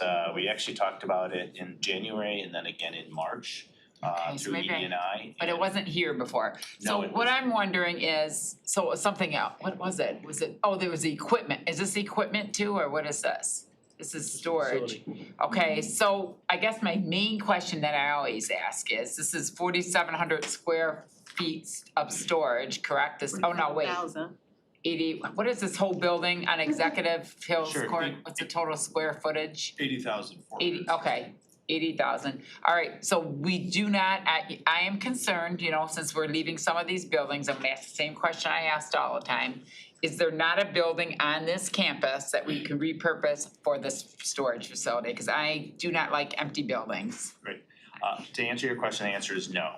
For purposes of a storage facility, in terms of what they need to get the equipment, it's really like a large garage or warehouse. And that's what, there's no large warehouse or garage that is here. Quite honestly, facilities has a garage over here and they currently have it with just essentially equipment for FMNO and things like that. So there is no facility on campus that would be a new quote garage. I think the question is gonna be with the drain commissioner. I mean, they're looking at another, 150,000 square foot new garage for what they're looking at. They're to house all the equipment that they have. So the answer is no, Commissioner. So, but, alright, so I get it, sometimes repurposing old buildings costs more and stuff, but the executive building's going to be empty. So I just have a hard time thinking that we can't, what is that gonna be? The training, oh yeah, okay. I just have a hard time thinking that we can't purpose something, knock out a wall, make a big door for, storage. So I have a hard time with this, buying new buildings when I think a lot of this campus is gonna be empty. So I don't know, so go on and let someone else ask the question, but I'm just not sure I'm on board with this. So let Mike ask his question, I'll see. I like repurposing old buildings, I hate abandoned buildings in any municipality, abandoned malls, so I'm a little concerned that we can't repurpose something and I get the argument, you're saying there's no, like it's a warehouse, but in any building, you can knock out a wall and put doors up to make it a warehouse, I mean, I don't know if it would cost more, so I guess we'd have to have a cost analysis. So I'll yield to my fellow commissioner here and he can ask his questions. Commissioner Spiz. Thank you, Madam Chair. I guess, Mike, I understand, because we've had this conversation on the sheriff multiple times about the location where their stuff currently is. We need a better place, we definitely do. And I've asked this question on other purchases that I've made. Why buy versus rent, right? For $11.3 million, and then you just mentioned another 1.3 to upgrade it. So if you do just the math based on the rent, because they put a rent in here, if that's accurate anyway, the rent cost of this is what, $350,000 a month roughly? For the current facility? For this new facility, did we where even is the quote current it as a facility? rented unit or not? Yes, they did, in the offer of this place, it was like $9.75 a square foot for just the rental for lease versus buying. Correct. So the math of doing something purchasing was less than to rent on this facility. And we do that primarily, whether or not should we. So what is the point where you determine that rent is worse off than purchasing the location? Because, if it's $13.1 million, right? Yeah. Yeah, I amortize at our cost of funds is for the county being a AAA is like 4.25% as a tax exempt, so that's what I use versus 9.75 plus it would end up being a scenario where it'd be a 5-year lease and then we're gonna be possibly they terminate it and then we're back at it. Right, so if I mean, that risk is, there's an opportunity cost there. So if I do the math correctly, roughly, it's about a 3-year payoff then. Yes, that's correct. For the $350,000. With the rent, compared to $350,000 a month, leasing so it and then, okay. Buying it versus leasing. Takes 3 years. 3 years to break even. Yeah. Break even. If my math is correct, is my Yeah. math, from what you guys understand, Yes, if my that's math is correct? Alright, that's not because bad. normally, I mean, in some of the other purchases I've seen that the numbers have been a Sure. lot higher. 3 years is within a normal Yeah. window of acceptance, so. In addition to that, I just wanna say is that in the current facility, there is some security things that they have improved. That equipment that we put into a lease facility is, we are gonna be moving over to the new facility as well, so this IT stuff. So please note that anytime we do rent, we have to do leasehold improvements to operate it from a county standards. Yeah. So, but thank you. So that was my question, being a 3.1, I just wanna make sure we are aligned that, 3-year payoff is within reason. Some of the other purchases I know we've made have been outside of 5, which is a question, do you really do that or not? Correct. Yeah. Alright, thank you. Commissioner Long. Just real quick, where's the old facility now? So the current storage facility is on Elizabeth Lake Road in Oh. Waterford. It's the old Quality Pontiac facility. Okay, got it, across my car wash. Favorite car wash, My yeah. favorite car wash, yeah. But the deputies use the car wash too. Okay. Yeah, I mean, the building looks like it's falling down Yes, as it you is. drive by it, so. If you probably heard during ED&I is Lieutenant Burwell talked about they had a door went up and it collapsed in today or this week. So the roof has already collapsed. I mean, this is where we need to really do the right thing here. Anybody else have any questions on this one? Look with reasonability, Let's prompt the vote, please. but good business decision.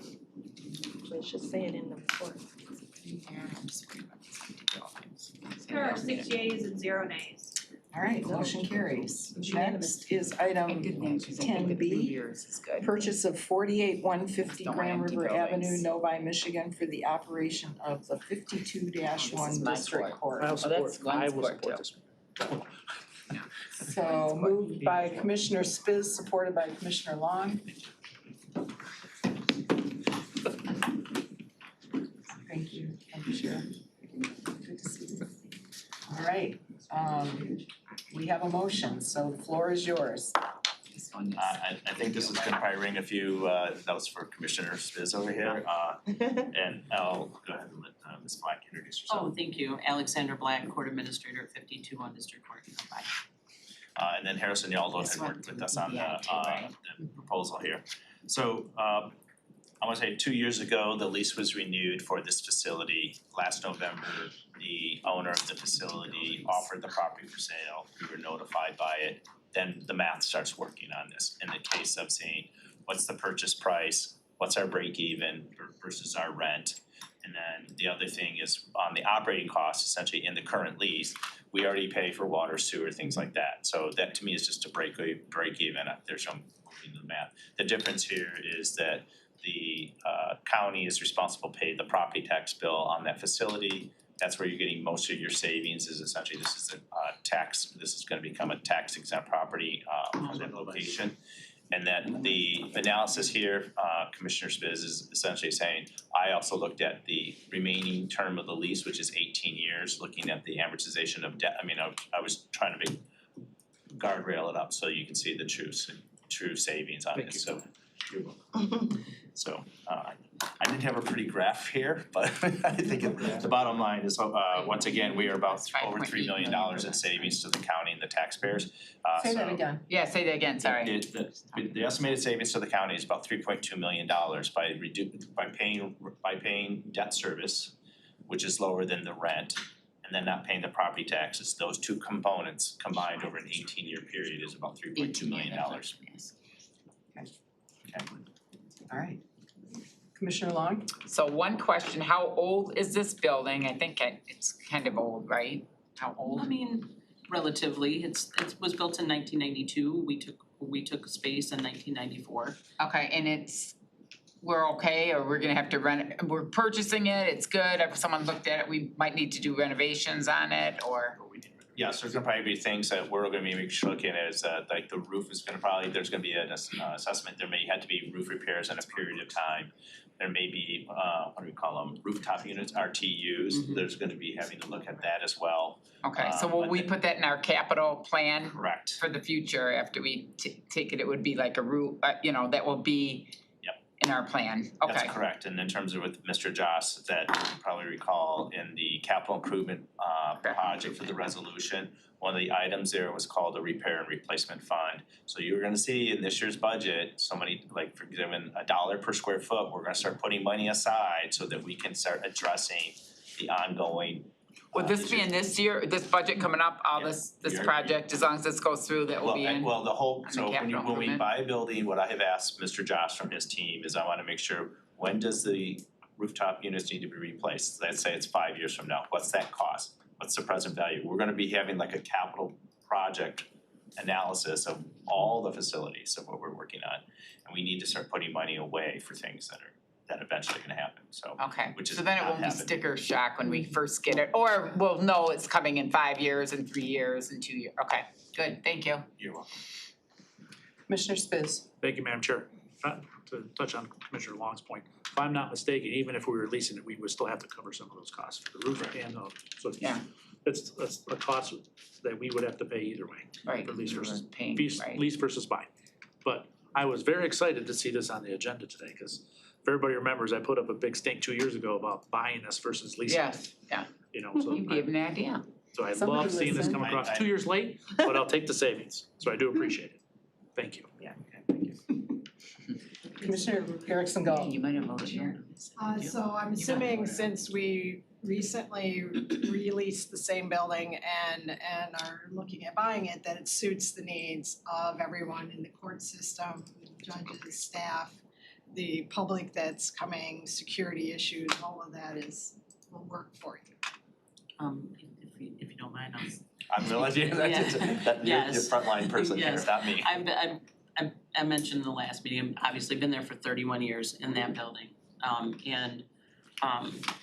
It is very functional for us. Actually, I don't mean to, I'm not ripping on my sister court, Rochester, but I feel like that design wouldn't necessarily work for us.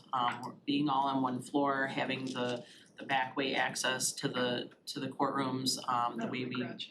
Yeah, I just don't think it's very functional for my opinion, but I wasn't, part of that. And I'm sure it functions fine for them in their opinion, but the layout is very good for us. Even like where I sit, like I'm right kind of in the corner of the middle of the building, so I have access to both sides, and we've done so many upgrades and security and things that on a building we didn't own. So I'm sure everybody here knows, like, this is a great day in my career. And I mentioned in the last meeting that, Brian has been able to accomplish something that I've been trying for 13 years. I came not to the board, but to the execs, about showing my own analysis. I'm no Brian as far as that goes, but I was able to show very clearly how it would save us money in the long run, and we chose not to do it at that time. He wasn't here, obviously, and to speak to what Commissioner Spiz just said about 2 years ago, and I was so happy that I had other people who saw it this way, and I think Brian also saw it that way at that time, but at that time it was 2 million more. So it turned out, in our favor, I think, in this way, and so the timing just happens to be right, and they've done a lot of analysis of the building, so I'm personally very happy with what he's done and where we're going with this. And I just want the Chief Judge really wanted to be here, but he has a full docket, so he apologizes, but he is very supportive. He's still doing double duty with Troy. Yes, he is. I can fill in for him. Okay. You probably could. Anybody else have any questions? In the previous meeting, we asked about bus stops and making sure they have good public transit access to this facility. Very good. Also, we talked a little bit about making it a friendlier space internally for the folks who come to be served by the courts, that it tends to be a little bit sterile, but. It's something I've been working on, trying to make it less sterile and solemn. But I've been in the facility several times with Ms. Black, and I'm glad we're gonna buy it too, so.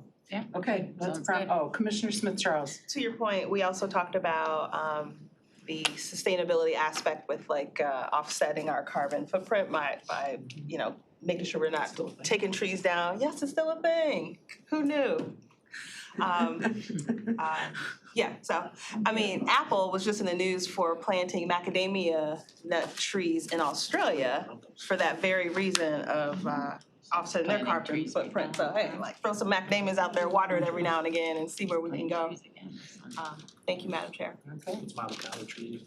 I got a plum tree planted for Mother's Day, so that was pretty nice. Okay, if there's no other comments, let's prompt the vote. It's on film too. A weak moment. I don't like spending this much money. I know, it's a lot in a row. I know. All right, motion carries. Thank you all so much. Biz got one. Thank you. 31 years in. Yay, got a new building. Well, a building. Slowly but surely, Bye. slowly but surely, good Bye. stuff out there. Thank you, Ellen. Thank you. All right, next we Next time have, we need to let him talk. where are we? 10C, authorizing the issuance of bonds for a sewer replacement project within the city of Pontiac sewage disposal system. Moved by Commissioner Smith-Charles, supported by Commissioner Spiz. Did you lose a team? Just seeing who's still with us. Solo? Yeah, Craig is there. they're dropping. So are we. I'm Ben Lewis, I'm Assistant Chief Engineer for the Water Resource Commissioner's Office. We're here today requesting authorization to issue bonds on a sewer replacement project in the city of Pontiac.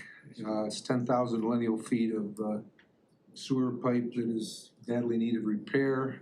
We've been granted some SRF money under the Clean Water SRF, which $19.4 million. 2.552 million in principal forgiveness. The balance would be in an SRF loan of 16,878,000. Currently, the SRF loan rate is at 2%. It's very good. Free money. And unfortunately, legal counsel and financial counsel had to drop off due to other commitments, but hopefully I can fill in for them. And Commissioner Spitz. Thank you, Madam Chair. I'll try to be gentle. No, just one basic question. Just like with all these projects, I just want to get it on the record. The individuals paying for this or the properties paying for this will be the ones that use the lines. It won't go to countywide. It's just that the user base for the county. So it is owned by the county. The ratepayers for the Pontiac sewer system will pay for the bond. Yeah, thank you. Okay, anybody else? Okay, let's prompt the vote.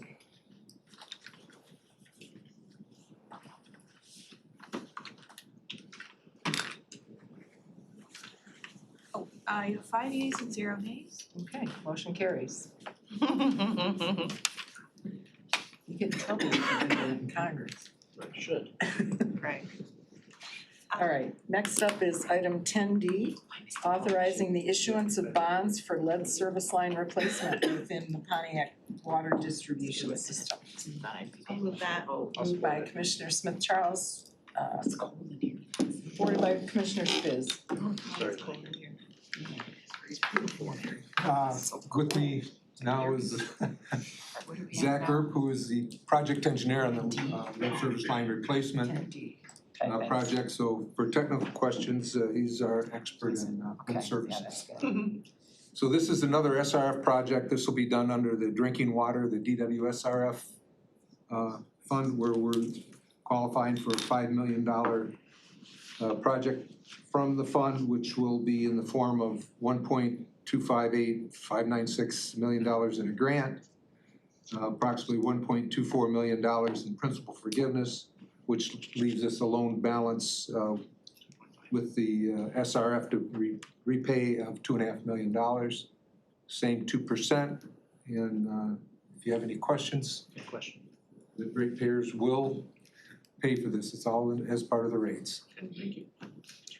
All right, Commissioner Smith Charles. Yeah, it could be in the write-up. I might have missed it. DW you explained is drinking water. SRF. State revolving fund. I knew it was familiar, but just not on the tip of the tongue. Okay. Yeah, we throw around the acronyms, we forget. I know.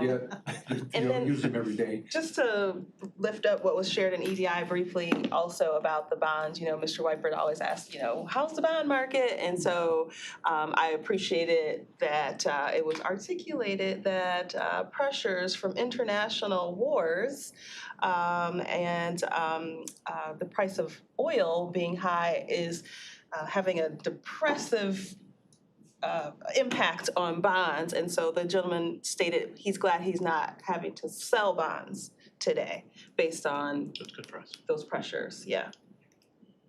at this time. Yes. And looking at the map of the service line replacement in Pontiac, it's 500 homes. And this is good. We're not poisoning children, so. Right, we're under state mandate to get this done, and this is part of the process that Zach works daily on. This is, lives and breathes it. And these are all in Pontiac. Yes. Yeah. Anybody else have any comments or questions on this? Let's prompt the vote.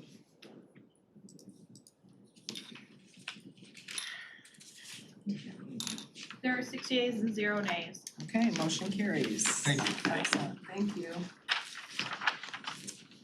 Next is item 10E, to abolish the Brownfield redevelopment plan for 1200 Auburn Road located in the city of Pontiac.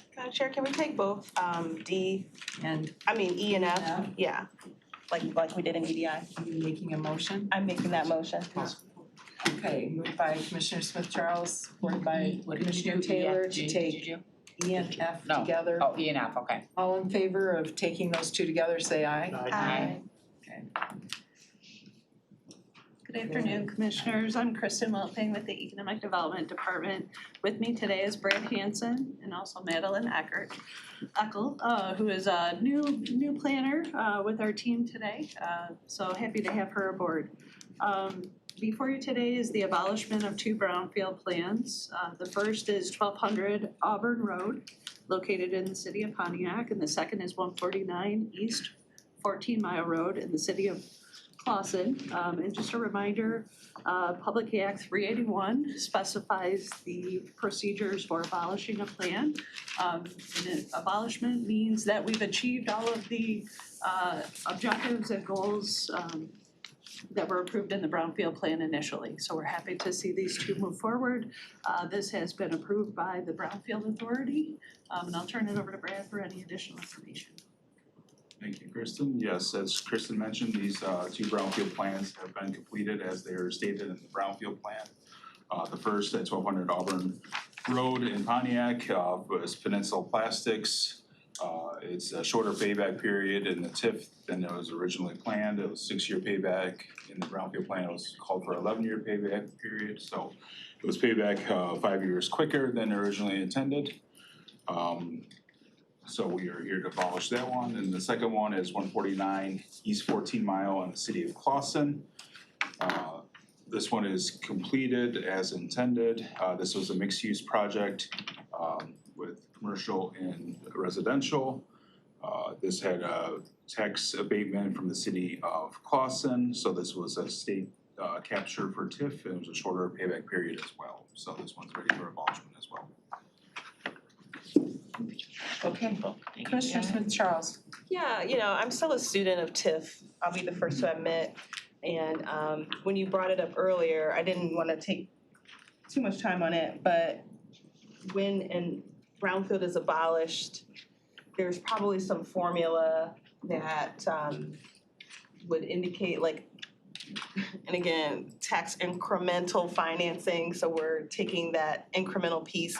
It's all as clear as mud, but I'm just wondering when a brownfield plan is abolished, AKA completed, how does that impact the TIF dollars or the Main Street dollars, anything like that? So once this is completed, all the taxing dollars go back to the proper taxing mills. So if we happen to capture any tax dollars that didn't need to be reimbursed to the developer or captured for admin, they'll be reimbursed to the proper taxing mills. But anything going forward, any taxes captured or any taxes that are captured by the city or any taxing mills are kept. There. Correct. Okay. And so do you all, in terms of fiscal, factor that in as a dip that you would have showing up in your revenue? Yeah, so we don't do it individually. When we look at budgeting for taxes, we determine how much TIF capture there is. Like last year was $10 million in totality. So that's the brownfield regions, the OPRAs, the TIFs, all of those things. So it'll go back to all the taxing jurisdictions, including the county.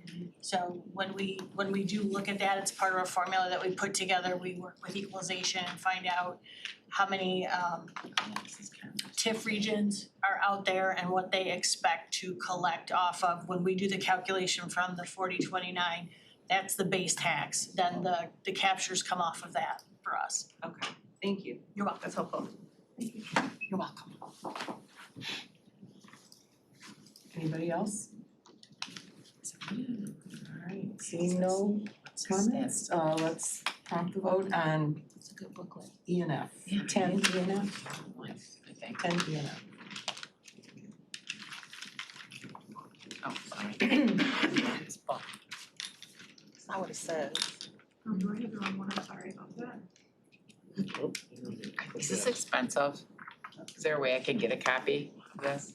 That one one's yours. Oh, well, I would like to was it to pass along? Yeah, we have extra copies. Yeah, we have extra. Oh, good, thank you. I can keep this? Thank you. Yeah. Cause it's got the Commerce Township project and stuff I wanted to, thank you. Oh, yeah, okay. Commissioner Long, just one more time, Oh, I'm sorry. I think I did it, but maybe I didn't save it because I was so worried about the book. There are 10, I'm sorry, 10. There are 6 yays and 0 nays. All right, motion carries, thank you. And you're gonna. Yeah, it's a long through both these meetings. It was a land, Okay, so I kind our last regular item is item 10G, to terminate the Brownfield redevelopment plan for 204 West New York located in the city of Pontiac. Terminate as opposed to abolish. Okay. I'll make that motion. Okay. Moved by Commissioner Smith Charles, supported by Commissioner Taylor. So this was one of our initial housing TIF brownfield plans that we received at the county for 204 West New York, located in the city of Pontiac. We were notified by the developer that they were unable to make the capital staff work for this particular development. So by Public Act 381, the termination clause is to terminate the brownfield plan because there were no eligible activities that were accomplished. So it's kind of the opposite of the abolishment. We did not capture any tax increment revenues on this particular brownfield plan. And it's also been reviewed and approved by the Brownfield Authority to terminate the brownfield plan. We do that so that future developers can also prepare a brownfield plan on this site and seek the brownfield program assistance. Okay. Anybody have any questions or comments? Chair Marco? Yes, Commissioner Powell, I did want to recognize that you are. Yeah, I've been online. I just have a quick question. What was the developer's name on this project? It was Community Housing Network was. Oh, okay. All right. Thank you. That's all I had. Thank you, Chair. Thank you, Commissioner.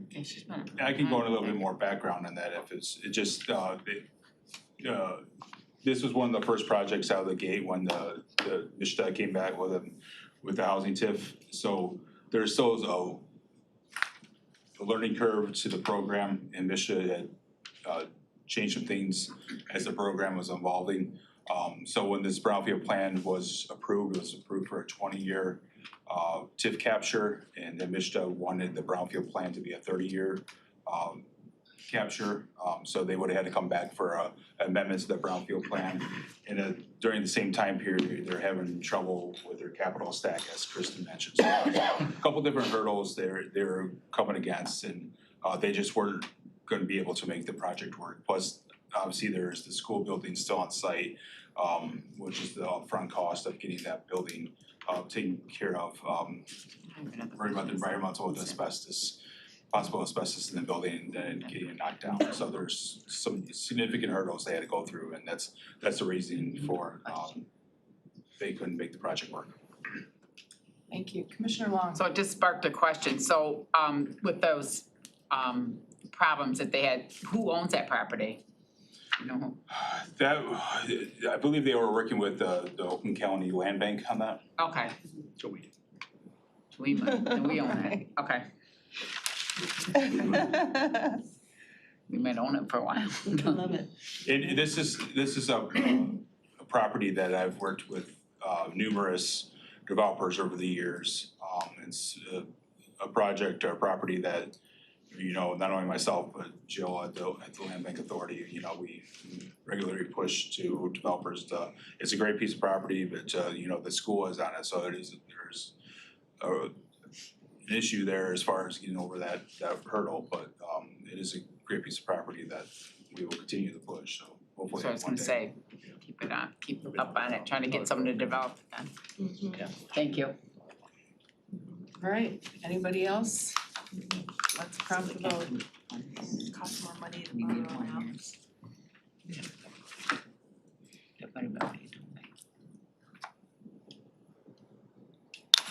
Hopefully someone else There are wants to 6 buy it. yays and 0 nays. Okay, motion carries. Somebody. Thank you. That concludes our regular business, and now we will have our second public comment on any topic. So please come to the end of the table, state your name, where you're from, You have 3 minutes.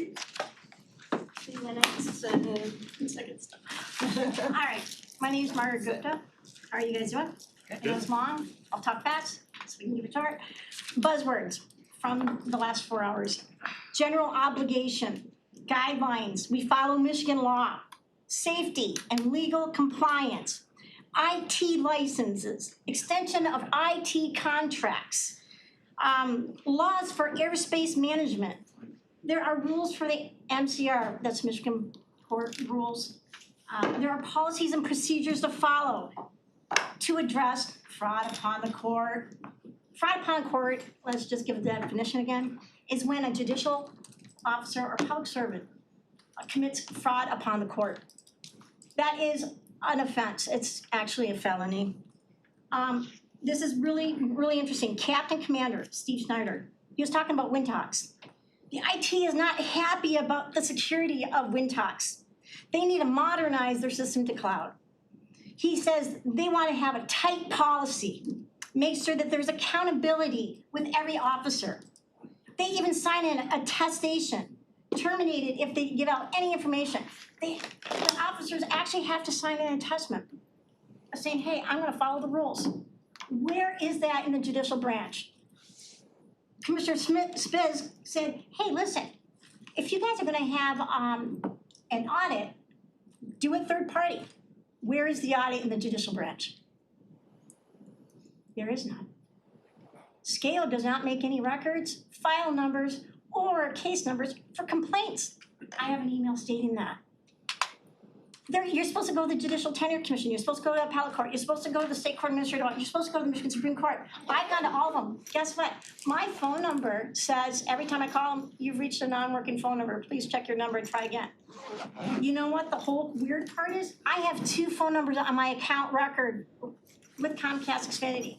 2 phone numbers. Only one of those phone numbers cannot call 150 plus offices underneath the judicial supervision of SCAO. How can that be if I'm not targeted? Why am I targeted? Because my evidence clearly shows. Bob Badgie altered emails to an invalid date. I have 5 Zoom records corrupted by Judge Lisa Lincoln's chambers and counties. There is not one document, not one report, not one investigation in Oakland County to show that they investigated. That's something. 4 of my Zooms happened after SCAO said they did an investigation. Then the regional state court administrator, Michelle Muscat, 2 months after I filed my second one, said I had never communicated with her. That was all email communication. On the email thread history of March 9th, 2023, it showed, hey, Michelle, I sent it to you. And now you're telling me, as of October 25th, 2022, 3:17 p.m., we have not communicated with you? Attaches Tom Boyd's letter. Just on that basis alone, she lied. There is no investigation. You guys need to do something. Oakland County owns 50% of it. Thank you, Ms. Gupta. Hi. Hello. Hopefully I'm a little bit calmer than Chris. So I'm Ashley Coyle, if you guys didn't get that from Chris's comment earlier. And I'm here to talk about the law enforcement agreement and the true up, obviously, in our partnership with the county. So we provided documents, and I apologize that Cheryl and Brian did not get them. We did not print enough, so I will email those out. But we just basically wanted to provide you guys with a snapshot of what we're seeing on our end. So this top cover sheet is a sheet that I put together that basically pulled data from some of the FOIA information that we were given from the Workday system that showed basically all of the amounts that were allocated to Orion specifically that totaled an amount of 4.4 million.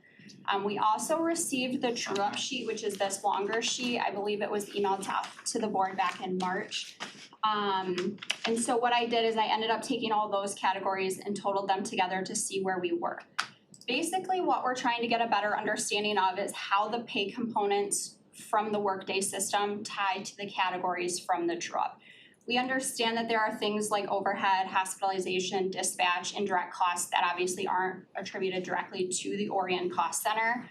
But as of right now, we don't have any backing or any information to help us with that. Some of the other things we're looking at is, again, from the Workday system, we're seeing that one of the examples is the retirement health savings is coming in at $52,000 for Orion, but based on our contract true up, it's showing that we're billed for the $73,000 based on the allocation. Another thing that came through, which is not provided in these documents, is there was a transportation summary that was provided that showed Orion's fleet. The actual cost came in at $463,000. However, the true-up document is only showing $332,000. I think Chris has been on the record numerous times saying Orion wants to pay their fair share. We don't want any other communities subsidizing our police services. So we were under the understanding that whatever is presented on that true-up is going to reflect Orion's true costs. And we're struggling to tie the FOIA information of what we did receive to that true-up contract. We're not stating that there's any wrongdoing by any means. We'd just like to have a seat at the table and basically meet with the parties.